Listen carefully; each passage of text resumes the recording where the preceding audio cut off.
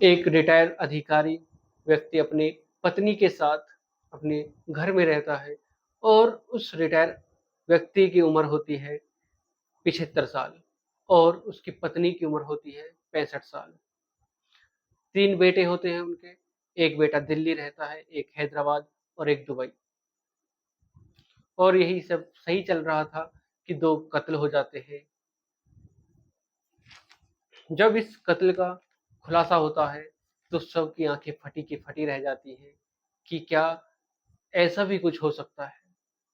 तो दोस्तों, इस घटनाक्रम में आगे बढ़ने से पहले अगर आप मेरे चैनल पर नए हैं, चैनल को सब्सक्राइब करें, वीडियो को लाइक करें, शेयर करें, कमेंट करें और बेल आइकन जरूर दबाएं, जिससे कि मेरा हौसला बढ़ता रहे और मैं आपको इसी प्रकार क्राइम से रूबरू कराता रहूं। तो दोस्तों, आज की जो घटना है जो मैं सुनाने जा रहा हूँ, यह है बिहार प्रदेश का एक पटना शहर का एक थाना लगता है पाटलिपुत्र।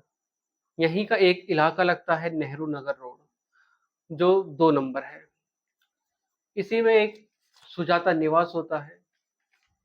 इस मकान में एक व्यक्ति जो रिटायर हो चुके हैं, एन के श्रीवास्तव, जिनकी उम्र 75 साल होती है और इनको एक बीमारी लग जाती है, पार्किंसन, जो ये चल नहीं पाते हैं, शरीर कांपता है। और इनकी पत्नी होती है जिसका नाम है सुजाता देवी, जिसकी उम्र 65 साल होती है। और इनके 3 बेटे होते हैं, एक बेटा दिल्ली रहता है, एक हैदराबाद और एक दुबई। जो दुबई वाला बेटा है वो अपनी माँ बाप के पास फोन करता है, रोज फोन करता है। एक दिन में एक बार तो वो डेली फोन करता है, उनका हालचाल पूछता है। तो 15 अक्टूबर 2024 को जब वो अपनी माँ के पास फोन करता है तो फोन नहीं मिलता है। वो एक बार ट्राई करता है, 2 बार ट्राई करता है, जब तीसरी बार भी ट्राई करता है फोन नहीं लग पाता है, तो तब वो उसी अपार्टमेंट के एक गार्ड को फोन करता है जिसका नाम राम प्यारे होता है। और उसको फोन करता है, कहता है कि गार्ड साहब, क्या आप मेरी माँ से बात करा सकते हो? तो गार्ड कहता है कि ठीक है साहब, अभी 2 मिनट रुको, मैं अभी कराता हूँ। जब गार्ड उनके मकान के पास पहुंचता है तो देखता है कि गेट लगा हुआ है। और जैसे ही वो गेट खोलता है तो वो उस मंजर को देखकर डर जाता है, उसकी चीखें निकल जाती हैं। और तभी वीडियो कॉल लग जाती है और वो इतने जोर से चीखता है तो बेटा पूछता है कि क्या हुआ। वो कहता है कि यहाँ पर तो लाशें बिछी पड़ी हुई हैं, एक रसोई में और एक बेडरूम में। तभी शोर को सुनने के बाद पड़ोसी उसके पास पहुंचते हैं और देखते हैं कि ये सब क्या हुआ। सारे घर में खून ही खून। जो उसकी माँ की लाश थी वो रसोई के अंदर और पिता की लाश बेडरूम में थी, बेड के ऊपर। पुलिस को सूचना दी जाती है, पुलिस पहुंचती है, फॉरेंसिक टीम पहुंचती है, जांच की जाती है और जो बेटे थे उनको भी खबर दी जाती है। और जहाँ के ये रहने वाले थे निवासी, उस गांव में भी खबर दी जाती है कि ये घटना यहाँ घट चुकी है, आप आ जाइए। इनके तीनों बेटे भी आ जाते हैं। पुलिस जांच करती है पर पुलिस को कोई सबूत नहीं लगते हैं। सबूत हाथ ना लगने के बाद पुलिस परेशान हो जाती है कि आखिर यह हुआ तो हुआ कैसे। आसपास के कैमरे खंगाले जाते हैं, कुछ पता नहीं चल पाता कि यह हुआ तो हुआ क्या।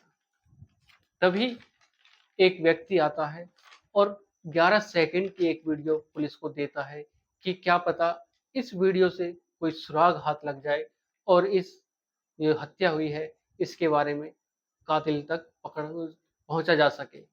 पुलिस उस वीडियो को देखती है, एक व्यक्ति उसमें बाइक पर बैठा हुआ जाता है, उसमें भी पुलिस को कुछ सबूत हाथ नहीं लगते हैं और उस व्यक्ति का चेहरा भी नहीं दिख पाता है जिससे कि उसको पहचान की जा सके, उसे पहचाना जा सके। उसमें सिर्फ उस व्यक्ति की जो शर्ट का कलर था उससे ही पहचान हो रही थी। तभी उसी के दौरान और आसपास के जो कैमरे लगे थे उनसे भी वो सब खंगाले जाते हैं पर कोई सबूत हाथ नहीं लगता है। आस-पास के लोगों को दिखाया जाता है कि यह व्यक्ति कौन है। अगर कोई इसको इसका शरीर देखकर या इसकी शरीर की बनावट देखकर कोई पहचान सके तो देख लो। तो उसकी जो शर्ट थी, उसकी शर्ट को देखकर पहचान होती है कि ये तो पास ही का एक व्यक्ति है, अमित, जिसका नाम होता है अमित उर्फ टिंकू, जो 31 साल का व्यक्ति है। और उसकी एक परचूने की दुकान होती है, उसी पर वो पूरे दिन रहता है, पर किसी को उस पर शक नहीं जाता है। पुलिस ने 2-3 व्यक्तियों को अपने हिरासत में भी लिया था जिस पर शक था, पर उनसे भी कोई उन्हें पुलिस हत्यारे तक नहीं पहुंच पाती है। तभी वो सोचते हैं पुलिस कि क्यों ना अंधेरे में तीर चलाया जाए।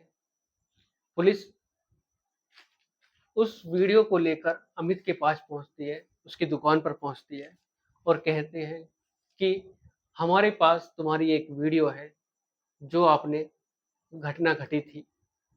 अमित भौचक्का रह जाता है और सोचता है कि ये क्या हुआ, ऐसा तो कोई सुराग छोड़ा भी नहीं था, मैंने तो सब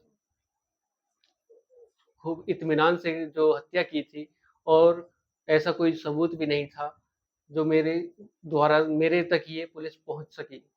तभी अमित डर जाता है और कहता है कि साहब, मैंने कुछ नहीं किया।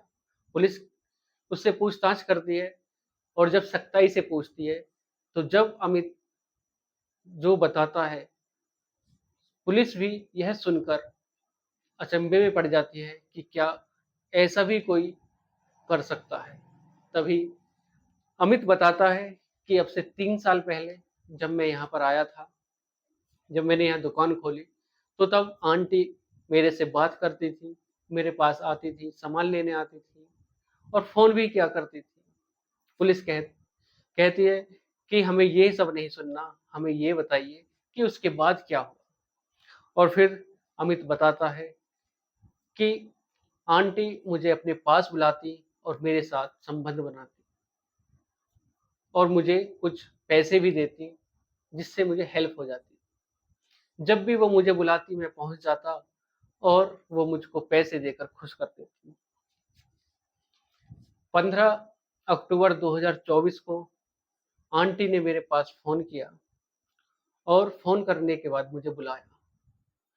जब मैं उनके पास पहुंचा करीब 10 बजे, तो हम एक कमरे में थे और जो एन के श्रीवास्तव थे, उनके पति, वो बाहर थे। तो उनको कुछ आवाज़ें सुनाई देती हैं, आपत्तिजनक आवाज़ें सुनाई देती हैं और वो जैसे ही कमरे के अंदर देखते हैं, तो वो अपनी पत्नी को एक आपत्तिजनक स्थिति में देखते हैं, एक लड़के के साथ। और वो इतनी तेज़ चिल्लाते हैं, बहुत तेज़ चिल्लाते हैं कि जो आस-पास के व्यक्ति हैं, वो सुन सकें और यहाँ आ सकें। पर उनका हफ्ते में 2-3 दिन आपस में लड़ाई-झगड़ा होता रहता था। जो एन के श्रीवास्तव थे और उनकी पत्नी सुजाता। तो पड़ोसियों ने कोई ध्यान नहीं दिया कि ये तो चलता ही रहता है। मगर उस दिन एन के श्रीवास्तव ने, जो वे व्यक्ति थे रिटायर, उन्होंने उस स्थिति को देखकर चिल्लाया था कि कोई आ सके। ज़्यादा वो चल फिर नहीं सकते थे। किसी प्रकार उस आवाज़ को सुनकर, जो कमरे से आ रही थी, उसे सुनकर वो किसी प्रकार दीवार को पकड़कर या अपनी जो उनका स्टैंड था उसको पकड़कर उस कमरे तक पहुँचे और उन्होंने वो सब जब देखा तो इतनी ज़ोर से चिल्लाए, पर कोई भी उनके पास नहीं पहुँचा। और जब यह सब देखते हैं, वो लड़का देखता है और सुजाता देवी जो होती है वो देखती है, तो तभी अमित जाता है और एन के श्रीवास्तव जो व्यक्ति हैं, उनको उठाकर पलंग पर पटक कर मारता है और फिर पास ही में एक तकिया होता है, उससे उनका सांस रोकने की कोशिश करता है, गला घोटने की कोशिश करता है। तभी सुजाता देवी आती हैं, रसोई में जाती हैं और चाकू निकाल कर लाती हैं और अपने पति के छाती में भोंपना स्टार्ट कर देती हैं। कई बार उन पर वार करती हैं और जो एनके श्रीवास्तव थे, उनके पति अपने पति की जान ले लेती है और कहती है कि हमारा रास्ता साफ हो गया है, अमित तुम अब डरो मत। और जाकर रसोई में उस चाकू को साफ करने लगती हैं पानी से, जैसे कि कुछ हुआ ही नहीं हो। यह सब देखकर अमित भी अचंभे में हो जाता है कि इन्होंने अपने पति की हत्या कर दी और इन्हें कोई दुख भी नहीं है। तो वो सोचता है आज नहीं तो कल इस बात का खुलासा जरूर होगा और मैं जेल में जरूर जाऊंगा।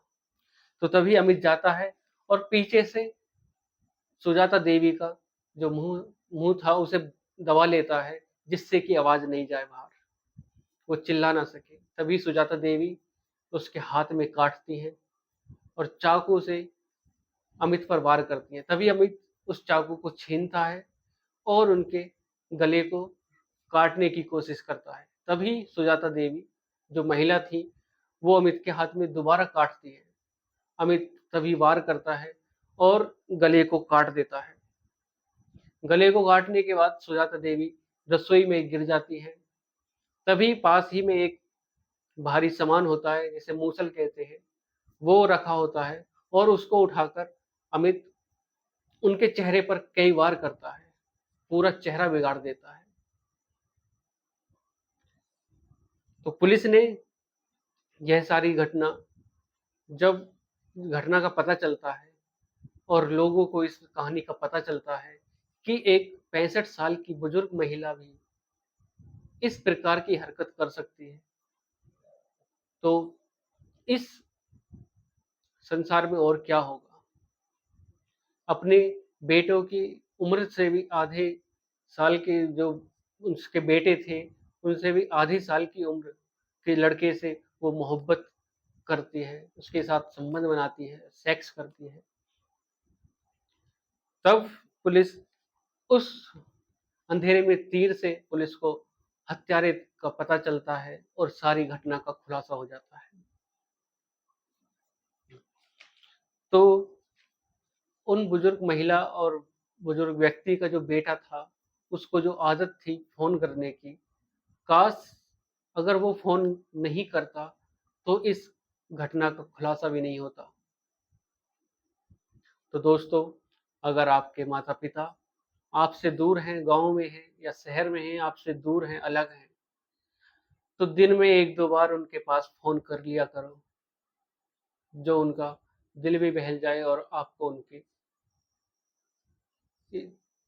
ठीक हैं या बीमार हैं उस स्थिति का भी पता चल जाए।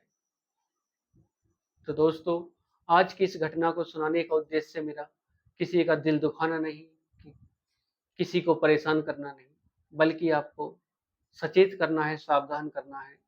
सतर्क रहें, सावधान रहें, अपना ख्याल रखें, अपने बच्चों का ख्याल रखें। तो आज के लिए सिर्फ इतना ही। नमस्कार। अगर आप मेरे चैनल पर पहली बार हो, चैनल को सब्सक्राइब करें, वीडियो को लाइक करें, शेयर करें, कमेंट करें, जिससे कि मेरा हौसला बढ़ता रहे और मैं आपको इसी प्रकार की वीडियो लाता रहूं। नमस्कार।